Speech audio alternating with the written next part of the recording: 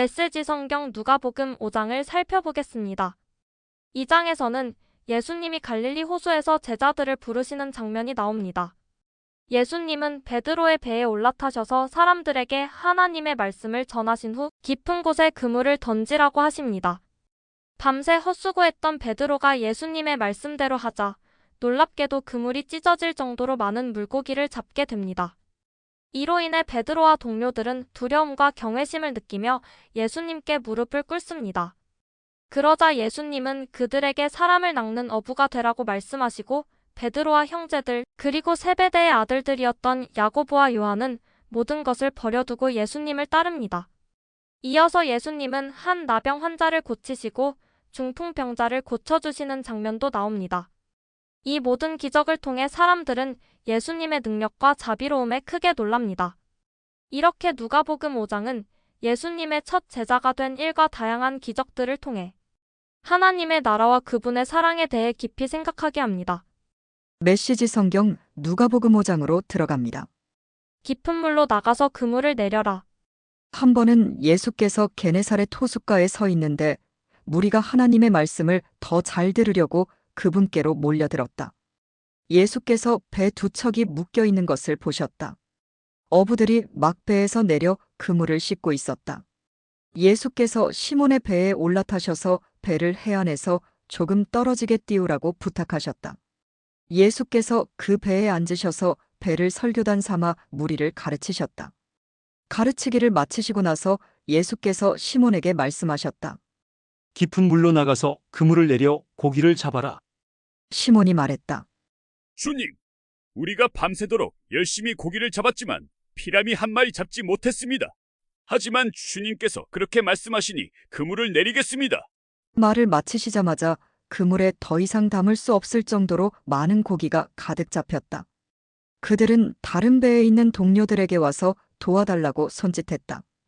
두 배에 고기가 가득 차서 배가 가라앉을 지경이었다. 이것을 본 시몬 베드로가 예수 앞에 무릎을 꿇었다. 주님, 떠나주십시오. 저는 죄인이어서 이 거룩함을 감당할 수 없습니다. 저를 내버려 두십시오. 잡은 고기를 끌어올리자 시몬과 그 곁에 있던 사람들이 모두 두려움에 사로잡혔다. 시몬의 동료인 세베대의 두 아들 야고보와 요한도 마찬가지였다. 예수께서 시몬에게 말씀하셨다. 두려워할 것 없다. 이제부터 너는 사람을 낳게 될 것이다. 그들은 배를 해안으로 끌어올린 뒤에 그물과 모든 것을 배와 함께 버려두고 그분을 따라갔다. 변화된 삶으로 초청하시다. 어느 마을에 온몸에 나병이 걸린 사람이 있었다. 그가 예수를 보고 그분 앞에 엎드려 간청했다.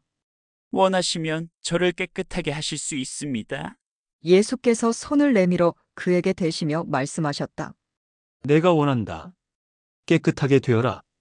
그러자 즉시 그의 살같이 보드라워지고 나병이 깨끗이 사라졌다. 예수께서 그에게 말씀하셨다. 온 동네에 말하고 다니지 마라. 모세가 명한 대로 예물을 가지고 제사장에게 가서 내 나은 몸을 조용히 보여라. 내 말이 아니라 깨끗해져서 순종하는 내 삶이 내가 한 일을 증거할 것이다. 그러나 그 사람은 그 일을 자기 혼자에게만 담아둘 수 없었다. 소문이 곧 퍼져나갔다. 어느새 큰 무리가 말씀도 듣고 병도 고치려고 모여들었다. 예수께서는 할 수 있는 한 자주 외딴 곳으로 물러나 기도하셨다. 하루는 예수께서 가르치시는데 바리새인과 종교 교사들이 둘러앉아 있었다. 그들은 갈릴리와 유대의 모든 마을과 멀리 예루살렘에서 온 사람들이었다. 하나님의 치유 능력이 예수께 임했다. 사람들이 중풍병자 한 사람을 들것에 실어서 데려왔다. 그들은 집 안으로 들어가 예수 앞에 그를 데려다 놓을 방법을 찾고 있었다. 무리 때문에 길을 찾을 수 없자 그들은 지붕으로 올라가 기왓장을 뜯어내고 무리 가운데 계신 예수 바로 앞에 그 사람을 달아내렸다. 그들의 담대한 믿음에 감동하신 예수께서 말씀하셨다. 친구여, 내가 내 죄를 용서한다. 그러자 종교학자와 바리새인들이 웅성대기 시작했다. 저 사람은 자기를 누구라고 생각하는 것인가? 저것은 신성모독이다. 오직 하나님만이 죄를 용서하실 수 있다. 예수께서 그들의 생각을 정확히 아시고 말씀하셨다. 왜 이리 수근수근 말이 많으냐? 내가 내 죄를 용서한다고 말하는 것과 일어나 걸어가라고 말하는 것 중에 어느 쪽이 더 쉽겠느냐? 내가 인자인 것과 내가 어느 쪽이든 행할 권한이 있다는 것을 분명히 보여주겠다. 예수께서 중풍병자에게 직접 말씀하셨다. 일어나거라. 내 자리를 들고 집으로 가거라. 그 사람은 한순간도 지체하지 않고 그대로 했다.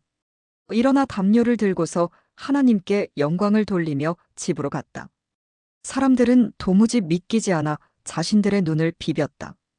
그러고 나서 그들도 하나님께 영광을 돌렸다. 그들이 두려움에 차서 말했다. 우리 평생에 이런 일은 처음 본다.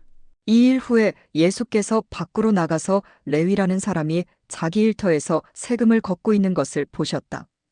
예수께서 말씀하셨다. 나와 함께 가자. 그는 예수를 따라갔다. 모든 것을 버려두고 그분과 동행한 것이다. 레위는 예수를 위해 자기 집에서 성대한 저녁 식사를 베풀었다.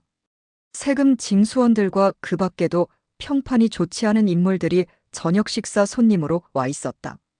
바리새인과 종교학자들이 속이 잔뜩 뒤틀려서 그분의 제자들에게 다가왔다.